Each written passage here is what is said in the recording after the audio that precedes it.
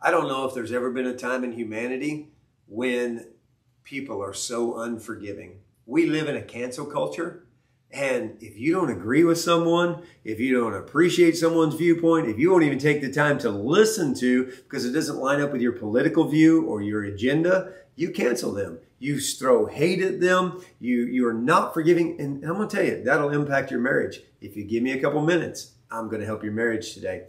You can't grow up in a cancel culture and not have it shape your personality unless you have a robust relationship with Jesus. I got to tell you, forgiveness in marriage is so important. The Apostle Paul says in Colossians in the 3rd chapter in the 12th verse, he says, you're to put on then as God's chosen one, holy and beloved, you're to put on compassionate hearts, kindness, humility, meekness, and patience.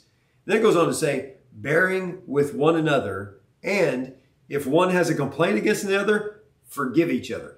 You know, the word bear means to carry the load. There are going to be times in marriage when you're not going to agree. You're not going to see eye to eye. You're going to want to spend money one way. He's going to want to spend money the different way. You're going to have an idea how many kids to have. They're going to have an idea of how many kids to have. You're going to say something. She's going to be upset. She's going to do something you can't stand. And so the temptation is just get bitter and angry. That's not the kind of marriage you want to live in. That's not a God-ordained marriage.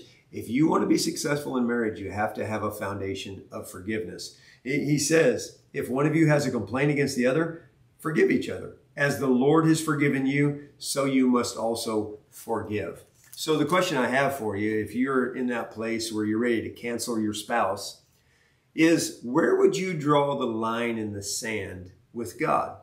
God, if I lie one more time, you can cast me into hell and not forgive me. God, if I gossip one more time, if I choose one more thing over you, you can draw the line and you can be done with me. Where would you draw that line? You wouldn't, because you want to go to heaven and you want to have a great relationship with Jesus. Why then are you drawing a line with your spouse?